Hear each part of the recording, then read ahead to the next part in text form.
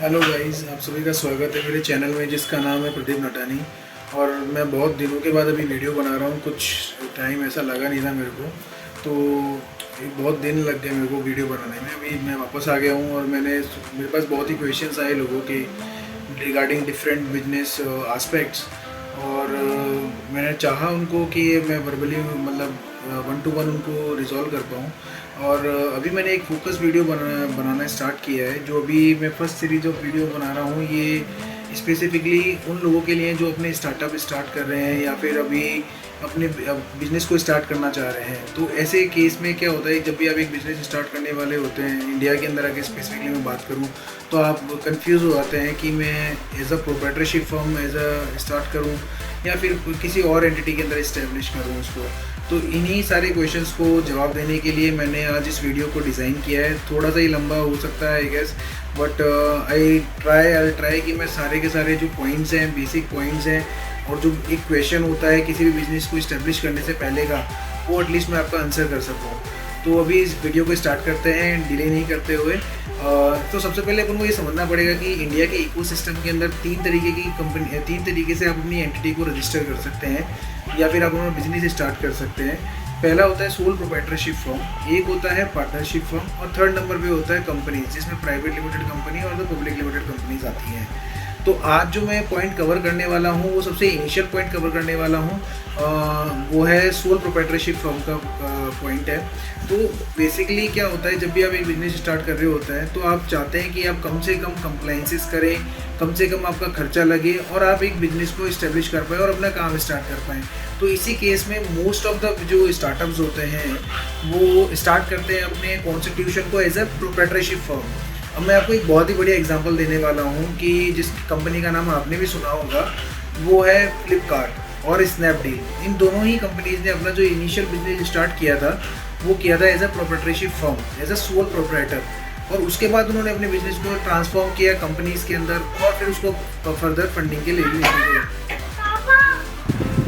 तो आप समझते हैं कि सोल प्रोप्राइटरशिप फर्म बोलते किसको हैं। तो अगर इजी वर्ड्स में अपन इसको समझना चाहें तो एक ही पर्सन अपने ही पैन कार्ड के ऊपर और अपने ही आधार कार्ड के ऊपर एक फर्म को इस्टेब्लिश करता है और खुद के नाम पे किसी फर्म को स्टार्ट करता है, तो उसको एक सोल प्रोप्राइटरशिप फर्म बोला जाता है इंडिया के अंदर।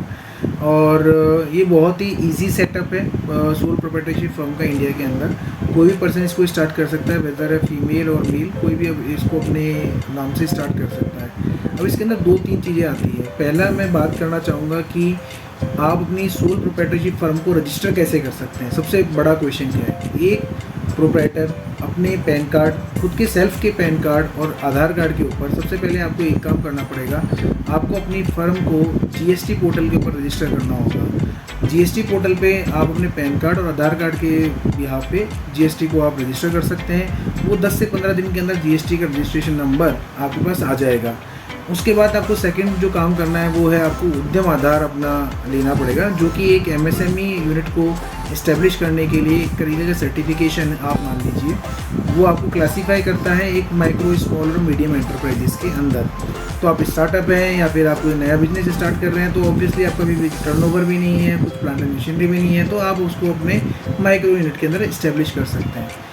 थर्ड जो पॉइंट आता है, जिसके अंदर आपको अपनी ही प्रोप्राइटरशिप फर्म का एक करंट अकाउंट आप ओपन करा सकते हैं। और आजकल बहुत सारे बैंक्स हैं जो जीरो बैलेंस के ऊपर भी करंट अकाउंट ओपन कर रहे हैं, और आप कुछ प्रीमियम सर्विसेज के साथ 10,000, 20,000, 25,000, 50,000, 1 लाख तक के डिफरेंट वेरिएंट्स होते हैं, जिसके अंदर डिफरेंट टाइप ऑफ ट्रांजेक्शन्स होते हैं। और जो अवेलेबिलिटी और जो काइंड ऑफ सर्विसेज जो बैंक देता है, वो आप वेरिएंट चूज़ करके अपना करंट अकाउंट ओपन करा सकते हैं। तो इसी फॉर्मेट में आपको अपनी फर्म का रजिस्ट्रेशन कराना है। अगर मैं इंडिया की बात करूं तो कोई there is no separate kind of legal format wherein you can go और you can register your sole proprietorship firm. जैसा कि पार्टनरशिप फर्म के अंदर और एलएलपीज एंड कंपनीज के अंदर आप अपनी फर्म को जाके जो अपना मिनिस्ट्री ऑफ कॉर्पोरेट अफेयर्स है वहाँ पर रजिस्टर करा सकते हैं। ऐसा कोई भी पोर्टल नहीं हो सकता, ऐसा कोई भी पोर्टल नहीं है। इसके अलावा अगर आप एक्सपोर्ट इंपोर्ट का बिजनेस स्टार्ट करने वाले हैं तो एक इंपोर्ट एक्सपोर्ट सर्टिफिकेट मिलता है, वो आप अप्लाई कर सकते हैं। इसके अलावा कुछ और सर्टिफिकेट्स भी डिपेंड करता है आप किस इंडस्ट्री, किस वर्टिकल के अंदर अपना बिजनेस स्टार्ट करना चाह रहे हैं। फॉर एन एग्जांपल, अगर आप मान लीजिए आप स्टार्ट करने वाले किसी फूड इंडस्ट्री में, तो आपको FSSAI का सर्टिफिकेट चाहिए होगा, वो भी ईजिली आपको मिल जाएगा। आपको अपने ऑनलाइन अवेलेबल है पोर्टल्स, वहाँ पर आप जाके अप्लाई करेंगे तो आपको वो सर्टिफिकेट्स भी मिल जाएंगे। बेसिक इन 3 चीज़ों के बेसिस पे आप अपना सोल प्रोप्राइटरशिप फर्म स्टार्ट कर सकते हैं। अब आता हूँ मैं आपको सेकंड पॉइंट पे। अब आपका सपोज आपने अपना प्रोप्राइटरशिप फर्म इस्टेब्लिश करने का मन बना ही लिया है और आपको मैंने प्रोसीजर बता ही दिया है, लेकिन अब आपको एक चीज़ बहुत ही इंपॉर्टेंट है जो कंसीडर करनी है, जो कि मैं आपको बताना चाहूँगा कि एक सोल प्रोप्राइटरशिप फर्म के कुछ एडवांटेजेस भी होते हैं और कुछ डिसएडवांटेजेस भी होते हैं। तो सबसे पहले मैं बात करता हूँ पॉजिटिव्स की कि एडवांटेजेस क्या हैं। एक स्टार्टअप के लिए सबसे पहला एडवांटेज है कि इसके अंदर कंप्लाइंसेस बहुत ही कम होते हैं। मतलब आपको केवल अगर GST रजिस्ट्रेशन आपने करा रखा है तो आपको अपना GST का फाइलिंग करना है, वो आप क्वार्टरली भी कर सकते हैं और मंथली भी कर सकते हैं डिपेंडिंग अपॉन योर टर्नओवर। और इसके अलावा आपके जो कंप्लाइंसेस हैं, अदर कंप्लाइंसेस कोई भी नहीं फॉल करते हैं। फॉर एन एग्जांपल, अगर आप MCA में तो आपको एनुअल फाइलिंग करनी होगी, आपको अपनी रिटर्न्स भरनी होगी, आपको अपनी रिपोर्ट्स पब्लिश करनी होगी, एक CS अपॉइंट करना होगा, वो सारी कॉस्टिंग आपकी अवॉइड हो जाती है in case of soul proprietorship firm. तो अगर आप एक स्टार्टअप, एक नया बिजनेस स्टार्ट कर रहे हैं तो उस केस में आपके लिए बहुत ही बेनिफिशियल है कि आप एक सोल प्रोप्राइटरशिप फर्म स्टार्ट करें जिसके अंदर खर्चा मिनिमम होने वाला है और कंप्लाइंसेस बहुत ही कम होने वाले हैं। दूसरा, इसका सबसे बड़ा जो अगर आप मैं बोलूँ आपको बेनिफिट मिलेगा, इसको इजी टू सेटअप होता है। अभी आपने देखा मैंने कितना इजीली आपको बता दिया कि यार इसको अगर आपको सेटअप करना है तो आपको केवल 2-3 चीज़ करनी है और आपका फर्म का जो रजिस्ट्रेशन है वो हो जाएगा, करंट अकाउंट भी आपको ओपन हो जाएगा।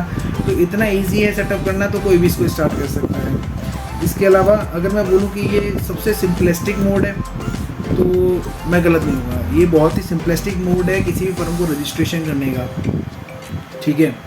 और इसके अलावा अगर मैं बात करूँ एज अ प्रोप्राइटरशिप फर्म, आप किसी को स्टार्ट करते हैं, आप खुद ही प्रोप्राइटर है और आप खुद ही बिजनेस कर रहे हो, तो ऑब्वियस सी बात है कि मैं मेरे बिजनेस के डिसीजन खुद ही लूँगा। मेरे को किसी से भी कंसेंट लेने की, किसी शेयर होल्डर से, किसी पार्टनर से कंसेंट लेने की जरूरत नहीं है। I can take my own decision. तो दिस इज़ द बेनिफिट। अब मैं आता हूँ कुछ ऐसी चीज़ों पे जो कि डिसएडवांटेजेस में काउंट करते हैं कि यार वो डिसएडवांटेजेस एक्चुअल में वो डिसएडवांटेजेस हैं जो आपकी लीगल इम्प्लीकेशन से रिलेटेड है, कि आपके फ्यूचर से रिलेटेड हैं, आपकी फंडिंग से रिलेटेड है। अब सबसे पहला पॉइंट जो मैं उठाता हूँ वो ये है कि फंड्स की अवेलेबिलिटी। आप जब एक प्रोप्राइटरशिप फर्म इस्टेब्लिश करते हैं तो उसका जो लीगल स्ट्रक्चर है वो बहुत ही ईजी है, तो इसीलिए उसके ऊपर जो फंडिंग करना होता है वो बहुत डिफ़िकल्ट होता है बैंक्स के लिए भी। और अगर मैं काउंट करूँ कि बड़ी अगर आपको इक्विटी रेस करने जा रहे हैं तो उसमें भी, तो इस जगह आपको थोड़े से डिसएडवांटेजेस फेस करने पड़ेंगे एक सोल प्रोप्राइटरशिप फर्म के अंदर, क्योंकि बैंक्स और जो इक्विटी फर्म, जो इन्वेस्टर्स हैं, वो प्रीफर करते हैं एक ऐसी कंपनी जो कि ट्रांसपेरेंट हो, जिसके डिस्क्लोजर्स हों। तो वो सब चीज़ें आपको प्रोप्राइटरशिप फर्म में ऑब्वियसली बात है कि नहीं मिलेगी। अब मैं आता हूँ सेकेंड पॉइंट पे कि इसके अंदर फंडिंग का तो मैंने आपको इशू बता ही दिया, जो कि बहुत ही बेसिक क्रक्स है कि आपको रिक्वायरमेंट होगी। और एक है लाइबिलिटी वाला पॉइंट मैं डेफिनेटली आपसे डिस्कस करना चाहूँगा कि क्या होता है कि एक प्रोप्राइटर जब खुद के नाम पे किसी फर्म को इस्टेब्लिश करता है, तो जब भी वो कोई गारंटी प्लेस करता है, कोई भी लोन लेता है, या कोई भी बिजनेस के अंदर कोई भी आप कोई लाइबिलिटी क्रिएट करते हो, तो उस केस के अंदर आपकी जो लाइबिलिटी होती है उसको फुलफिल करने के लिए आपकी असेट्स के अलावा, बिजनेस असेट्स के अलावा कोई भी कंपनी या कोई भी लीगल आपके पर्सनल असेट्स पे भी जा सकता है। तो इसीलिए इसके अंदर अनलिमिटेड लाइबिलिटीज़ होती हैं। तो जब भी आप प्रोप्राइटरशिप फर्म इस्टेब्लिश कर रहे हैं तो बी प्रिपेयर्ड कि आपको लीगल कॉम्प्लिकेशन के अंदर खुद को ही फंसना पड़ेगा। जैसे कि प्राइवेट लिमिटेड फर्म के अंदर आप लिमिटेड होते हो, आपकी LLP के अंदर भी आप लिमिटेड होते हो, आपकी लाइबिलिटीज़ के लिए जितना कि आपका पोर्शन है, जितनी आपकी इक्विटी है, तो ये फैसिलिटी आपको प्रोप्राइटरशिप फर्म में नहीं मिलेगी, ठीक है। एक पॉइंट और मैं इसमें बताना चाहूँगा कि स्टार्टअप्स हैं और या फिर कोई नया बिजनेस स्टार्ट कर रहे हो, तो ऑब्वियसली बात है कि आप यंग एज में ही स्टार्ट करते हैं। बट जो ऐसे लोग हैं जो कि अभी मिडिल एज पे पहुंच चुके हैं, 40-45 से 50 के आसपास हैं और अपना स्टार्टअप स्टार्ट कर रहे हैं, उन लोगों के लिए मेरा सजेशन है कि इसमें सोल प्रोप्राइटरशिप फर्म के केस में क्या होता है कि आपकी बिजनेस कंटिन्यूटी नहीं रहती। तो अगर आप अपने बिजनेस को किसी को देते हो, आपके डिमाइस के साथ या आपकी डिसेबिलिटी के साथ वो बिजनेस भी ख़त्म हो जाता है। ख़त्म होने का मतलब वो प्रोप्राइटरशिप फर्म डिसॉल्व हो जाती है। तो आप उसको बिजनेस कंटिन्यूटी उसके अंदर एक जो ऑप्शन होता है वो अवेलेबल नहीं होता, जबकि आप पार्टनरशिप फर्म में पार्टनरशिप में किसी दूसरे पार्टनर को लेके आ सकते हो, प्राइवेट लिमिटेड कंपनी के किसी दूसरे शेयर होल्डर को लेके आ सकते हो। वो ऑप्शन आपको सोल प्रोप्राइटरशिप फर्म में नहीं मिलेगा। तो आप देख लीजिए आपका फ्यूचर ऑब्जेक्टिव क्या है, उसके अकॉर्डिंग ही आप इसको कीजिए। और मैं तो सजेस्ट करूँगा कि अगर आपके future objective long term plans हैं तो आप प्रोप्राइटरशिप फर्म के अलावा भी और अदर ऑप्शंस भी हैं जो कि मैं आपको अपने आने वाले वीडियोज़ में बताऊँगा, उनको भी आप अडॉप्ट कर सकते हो। इसके अलावा मैं आपको बताता हूँ कि मैंने आपको सबसे इम्पोर्टेंट पॉइंट रजिस्ट्रेशन बता दिया है कैसे होता है। अब मैं आपको बताता हूँ, हाँ एक पॉइंट मैं आपका मिस कर गया, मैं अभी देख ही रहा था मेरे नोट्स में, मैंने बहुत इसके ऊपर रिसर्च किया सो दैट कि मैं आपको सारे पॉइंट्स कंप्लीट कर पाऊँ। अब इसके अंदर एक पॉइंट बहुत इंपॉर्टेंट आता है कि कुछ स्टेट्स ऐसे हैं इंडिया के अंदर जो इन 2-3 रजिस्ट्रेशंस के अलावा वो बोलते हैं शॉप एंड इस्टेब्लिशमेंट वो भी सर्टिफिकेट मांगते हैं। तो वो उनकी पर्सनल, आप जाओगे तो उनके स्टेट की वेबसाइट पे आपको उनके लिए अप्लाई करने के लिए ऑप्शन भी मिल जाएंगे और आप वहाँ से अपने सर्टिफिकेट्स भी ऑब्टेन कर सकते हो। It's not that difficult, but हाँ आपको ये लेना पड़ेगा अगर उस स्टेट की रिक्वायरमेंट है तो, ठीक है। इसके अलावा मैं आता हूँ, अगर मैं आपको बताऊँ, अब अगर बात करते हैं कि कंप्लाइंसेस क्या क्या करने पड़ेंगे, बहुत ही इंपॉर्टेंट पॉइंट है कि कंप्लाइंसेस क्या क्या करने पड़ेंगे। अगर मैंने एक प्रोप्राइटरशिप फर्म इस्टेब्लिश कर ली है तो बॉस आपने एक जीएसटी रजिस्ट्रेशन कराया है तो उसके लिए आपको जीएसटी की फाइलिंग करनी पड़ेगी। आप इसके अलावा अपने, अगर आपका बिजनेस अच्छा है आप तो आपको अपने, आप ऐसी कुछ सर्विसेज में इन्वॉल्व हैं या ऐसी कुछ एक्टिविटीज़ में इन्वॉल्व हैं जिसके अंदर टीडीएस और टीसीएस की इम्प्लीकेशंस है।